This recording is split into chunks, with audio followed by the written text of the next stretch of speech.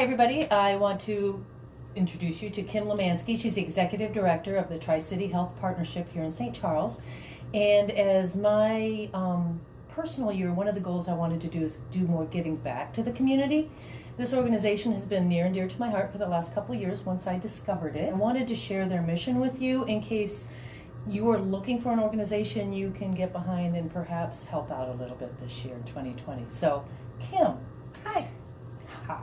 30-second elevator speech on your mission here and what you do, and you can do a little more than 30 seconds. Okay. First of all, thank you so much for this. You're welcome. Getting exposure for the clinic is always, it's a true gem, and you are for that, so thank you so much. Tri-City Health Partnership, we are the only free medical and dental clinic serving low-income, uninsured residents in Central Kane County. And what that means is anyone that makes too much money to get state aid, but really not enough to live on, that do not have insurance, that's who we treat. And it's really that middle of the road gap, those part-time workers, your bartenders, your waiters, your lawn care people, hair salons. Older college students. Older college students that have transitioned out, absolutely. And we are not a federally paid for funded clinic. Everything that we do is done through donations and grants. Patients never pay a fee to come here, ever. They don't pay for their exams, they don't pay for their dental treatments, they don't pay for their medications. If they're diabetic, their insulin is free, their testing kits are free. Patients never pay, and we are blessed in that a staff of 5 is supported by over 100 volunteer medical doctors, dentists, hygienists, and nurses that come in and volunteer their time and treat for free. So we're able to provide high quality care with very little overhead.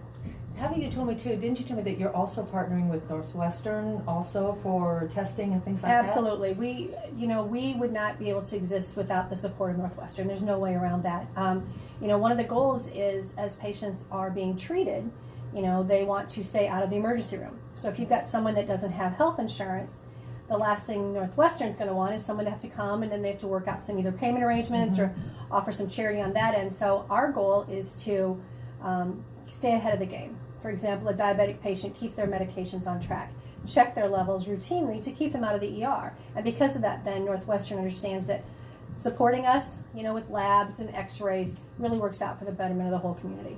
So in a way, we're providing preventative care here through volunteer hours, which actually saves the taxpayer money at the back end. Absolutely. And I really do stress that as a rule, in the fact that, when you talk about going to your favorite restaurant, and if the bartender behind there doesn't have health insurance, he probably does not have paid time off to be homesick.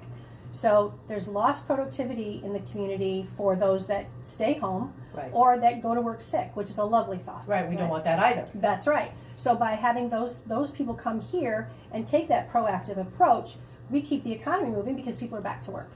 That makes total sense. Now, let's talk a little bit about the range. What areas do you service here? Where do you see people coming in from?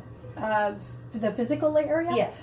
Pretty much the Tri-Cities, St. Charles, Geneva, Batavia. But then we also go up to North Aurora and South Elgin, kind of that whole Randall Road experience. We go out to Maple Park. We go out to the Caneville area. West Chicago, we don't go quite that far. Okay. But what we do, though, is if you are outside of those boundaries, but you work in the boundaries, so you could live in DeKalb, for example, and work in these boundaries and become a patient of ours. Okay, so as long as you're working or living in this area, then you can receive treatment here. Correct. Okay.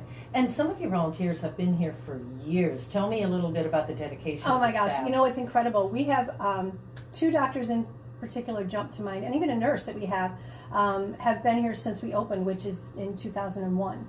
One of the doctors, she's coming in tomorrow. She's here weekly. Okay. And that's a lot of time for people to come in every week and stay for 4 or 5 hours and treat patients for free. That's a huge giving.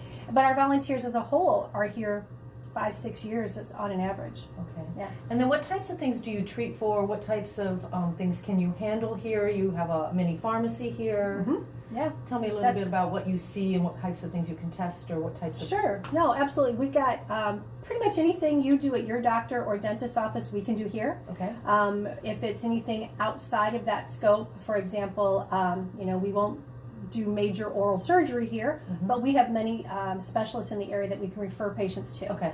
And so that works out both for dental and medical. So Everything from, you can have your cardiology appointments can be done here. We have a cardiologist that volunteers. We have gynecologists that volunteer. We have family practice. We have emergency room doctors. And what we do then is, if a man called and he wanted to come in for an earache on Tuesday, but we had a gynecologist in, we would transition him to a different day. Right. We're not going to make him go through that. Yeah, exactly. That would, yeah. Okay. Yes, exactly. Yeah. Okay, so that makes a lot of sense. And so basically, too, I think what people don't realize is this service is used by a lot of people you might not expect. Mm-hmm. People become in transition for a lot of different reasons and for different time periods, and this is really a stopgap measure It is. for anyone needing medical services when they can't afford them for one reason or another. Yeah, and Cobra, as you know, Cobra is it's outrageously expensive. It's outrageous, and so there are many of our patients that are the transitionals, like you said. Last year in this little house we had almost 2,500 visits upstairs, and that's a lot when you have 2 rooms, one medical and one dental. And so you get some patients that have come through, and a year ago, for example, we had a gentleman who was married, full-time job, life was great, and his life got turned upside down. And in a matter of no time now, he is without a job. He was living at Lazarus for 3 weeks, which he never thought he would, that never entered his mind. Right. And so he was looking for a new position, and now he's back on his feet. And his diabetes is under control, and he's living back to a normal life again. So another success story, and there are many. There are so many that you have told me. Quickly to wrap up, what are your plans this year for growth? What are you looking for support for? Yep. Those types of things. What's in 2020 for you? Biggest thing in 2020 is we're doing the building expansion. Oh, it is going through. It's Good. going through. I'm so excited. Excellent. Yes, and we are very, very blessed in that. And it's going to open up and have another exam room, which is the biggest thing. So we can have more than one doctor in at a time to treat patients. So extremely beneficial to have the ability to treat more than one at a time. Mm-hmm. Beyond that, I think the biggest thing that the clinic is experiencing is the need for medications. And a lot of people don't realize it, that they can donate medications to us. If we've had a lot of patients who somebody passed away, or maybe the doctor changed their medication. If it's not been opened or expired, it can be donated. Right? So absolutely, I'd never even thought of that. Yeah, and it happens a lot. We had last year. We were very excited. We had someone brought in, I'm talking 20 vials of insulin, which was about a $3,000 box of insulin, and we all lost our minds. We were so thrilled. But then we turned out that he had left it in his car in the summer over the weekend, so we couldn't use any of it. Mm-hmm. Oh my gosh, it was horrible. So medication costs are really truly the biggest thing. So donation of medication.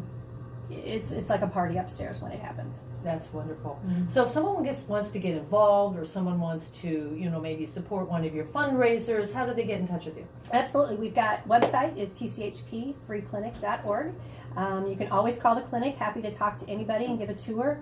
We're always looking for even non-medical or non-dental volunteers. I mean, people like yourself who come in and they might help us with our event planning, right, with the different fundraisers that we put on. We've got our fall fundraiser, November 14th. We're doing another casino night, a Rat Pack theme. Okay. It's going to be so much fun. So it's really just about, what do you like to do?